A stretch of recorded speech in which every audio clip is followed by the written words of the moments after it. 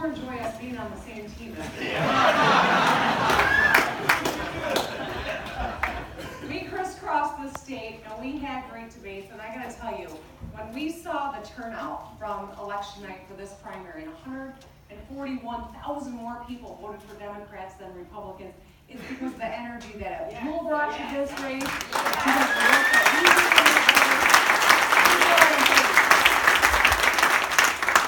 and one of the things I'm most grateful for as a Democrat in Michigan is this United ticket. Because one of the things that Abdul and I talked about, even when we were having some of those debates, was that the things that unite us are a heck of a lot more powerful and important than anything that we disagreed about in the primary.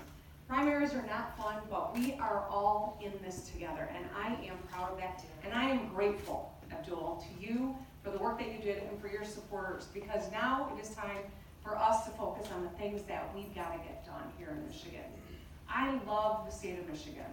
And whether you were inspired to come out and vote for a young Muslim doctor who moved back to Detroit to rectify a health department after emergency management, or some who were inspired to vote for an immigrant who came to Michigan with $20 in his pocket and built a business here, or Bill Cobbs, the African-American businessman who was in our race for a number of those months that we were on the trail, or me, the feisty woman who said me too in hopes that my kids don't ever have to. No matter who it was that brought you out to that primary, we all have a lot of work to do yet, because the job is not done, and we don't quit until the job is done. Right?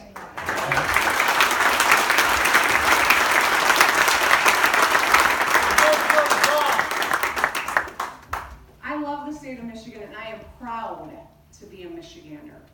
But I look around at the Michigan in which my kids are growing up, in which Abdul's little girl was growing up, and it does not live up to the one that I think of when I talk about my pride.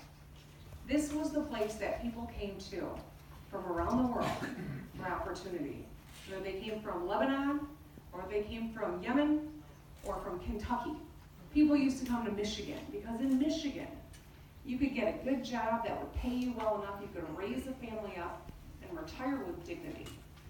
In Michigan, you knew that the state that put the whole world in cars, you could travel our roads safely and afford car insurance.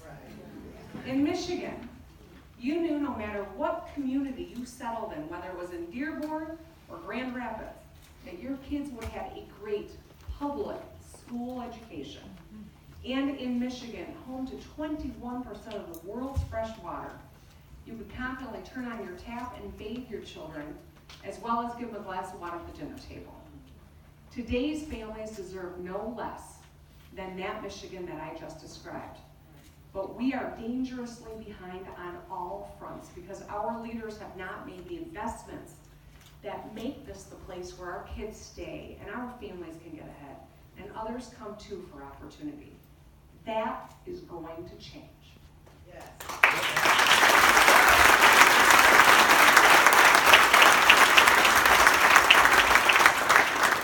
As the Senate Democratic leader, I had to take on a lot of tough fights. I took on the whole establishment, Republican establishment, when they locked the public out and came after the right to collectively bargain. I went to the microphone and told my story as a survivor when women's health was on the line. I took on a governor in my own party when it came to education cuts.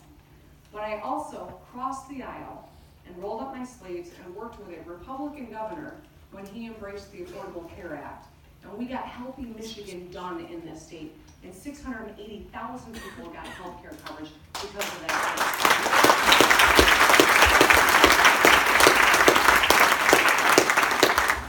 I know I'm in a room of hardworking people, so I'm not going to complain about starting every day off at 5 a.m. and drinking my coffee and go until 10 or 11 every night.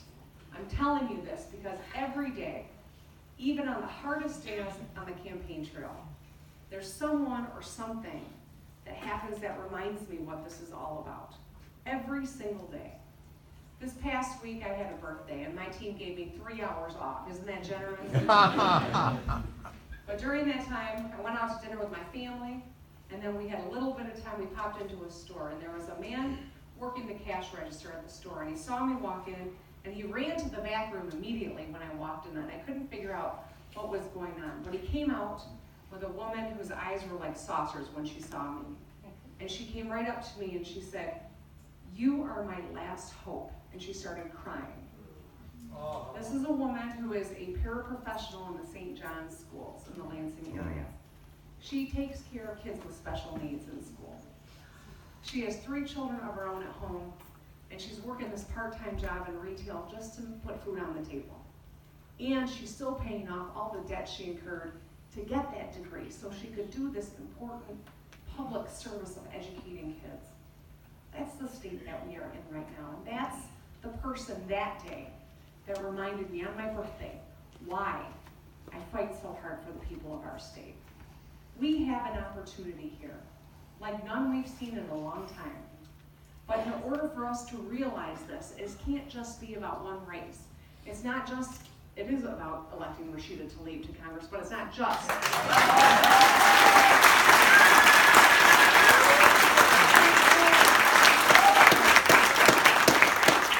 And it's about making sure that we turn out and that we use these powerful voices of ours in the form of our votes. That when Abdullah Hammoud comes back to Lansing, he is in the majority and chairing a committee, perhaps. All right.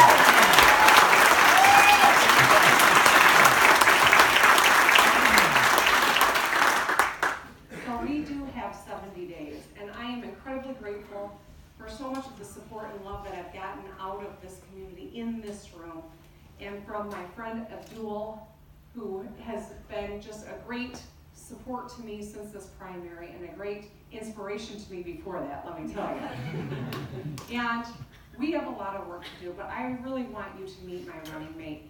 As I came out of the primary, it was really important to start thinking about who is my partner going to be, because I intend for this to be an 8-year relationship.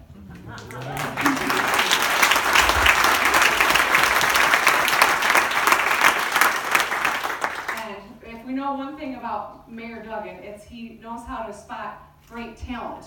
And this is where Garland and Abdul met one another, was in the mayor's office. And Garland is a man of high integrity. High was not supposed to be a joke, but it is high integrity. He is someone who is passionate about our state, someone who does everything is centered around what's in the best interest of his children, his twins, who are almost 5 years old next month.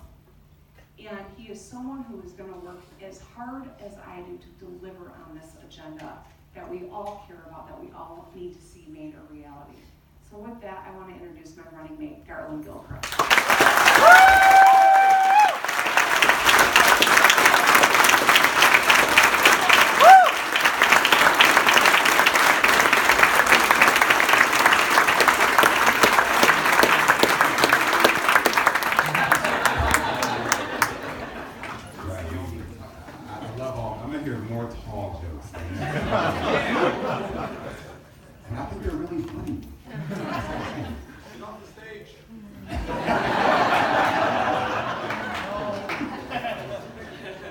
How y'all doing? All right. Y'all excited? Yeah. We got a lot of work to do, right? Yeah. When we have a lot of work to do, that means we have to muster the energy to do it. And I want to talk about where my energy comes from. You see, communities that have been under threat are often the communities that dream the deepest and biggest dreams. I'm the product of people who dream generational dreams. See, thinking about generations, it's what causes you to think beyond yourself. You heard Gretchen, you heard Abdul talk about their children. When you're thinking about your children, you're thinking about generations. The one that you can make eye contact with, and then the ones that they can make eye contact with. See, I'm a product of a family that came to this part of the country seeking opportunity. My family came from the Deep South. Both my parents were born and raised in the city of Detroit. They gave birth to me, their only son, their only child, on the west side of Detroit. They grounded me in the values of family and commitment to service. But they had to make a generational choice where they felt like opportunity for educational growth wasn't going to be there for them in the city of Detroit. So they made a choice to move to another part of the state, in my case, Farmington, to create opportunities for me. They did that. I got my education. I went to the University of Michigan to study engineering. Go blue! All right.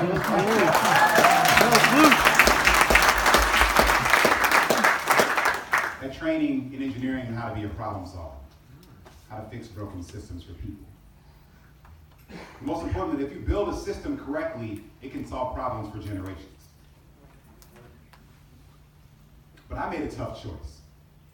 You see, after I graduated from Michigan, I thought that I had to go somewhere other than Michigan to pursue my dreams. A lot of children feel that way because they can't see the opportunity.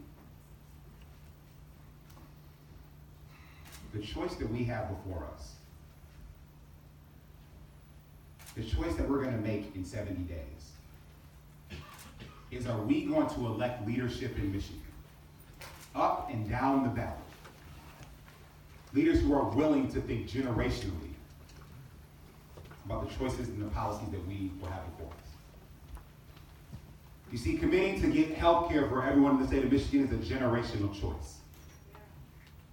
Committing to make sure we have strong educational institutions and infrastructure is a generational choice. These investments that we can make today empower our people tomorrow. And we can do so by supporting them and sustaining sort of equitable access to these institutions that are built to support all of us for generations to come. When my wife and I made the decision to come home with our twins, who will be 5 on my birthday next month. That is the easiest line I always say. We made a choice that the next generation of the Gilchrist family would have the strongest possible foundation if it was developed here in Michigan. Now, some people say people my age are crazy when they move to Michigan or to Detroit to raise their children. But just like Abdul's parents took a bet on the United States, my family took a bet on Michigan. And with Gretchen Whitmer as our next governor, with us electing Democratic visionaries up and down the ballot to local government, to county government, to state government, and to the federal government, every bet a family takes on Michigan will be a safer bet.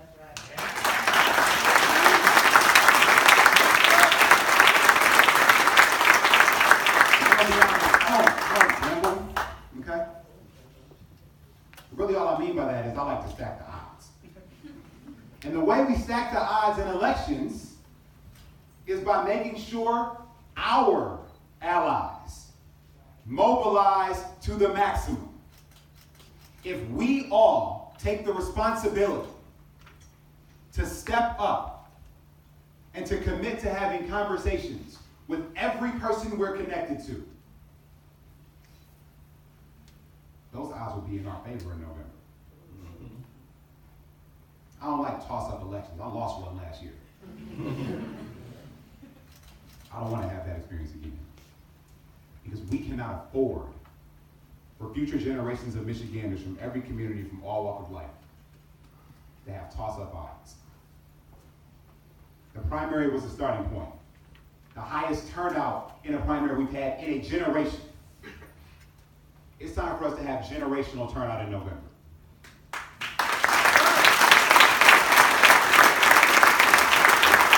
The reason we're motivating generational turnout is because we want to raise children who have a 21st century set of services available to them in Michigan. So we can fix systems, so that our infrastructure enables their imagination. So in order for that imagination to be possible, we need to imagine ways, be creative in how we engage voters all across the state of Michigan. Everyone in this community, sure, we have friends and family who we work with and who live close to us. But we also have friends and family all across the state of Michigan. Our power is greater than the people sitting in this room. And it's time for the entire state of Michigan to feel our power. They feel it when we walk, when we knock doors, when we make phone calls, when we send text messages, when we send Facebook messages. They feel it when we go to our places of worship. And while we're paying attention, we sneak in a little message to our neighbor about voting. They feel it when we're working out. And when we're getting a little bit of water, we sneak in a little message about voting. There is no voter who should be untouched by our community. We cannot afford to leave any voter untouched. And I promise you, if we put in the work, if we say that record turnout in the primary was nowhere close to good enough, because it was actually only like 20-something%. I want to flip those odds. I want 80% of us to go, because if 80% of us to go, I know that there are more of us than there are of us. I know that there are more Democrats than there are Republicans. And if we get every single time in this state right out, y'all can all stand tall from Michigan alongside me. So let's go to work. Thank you, Abdul. Thank you, Gretchen, for stepping up and especially trying to do it. I'm ready to get to work alongside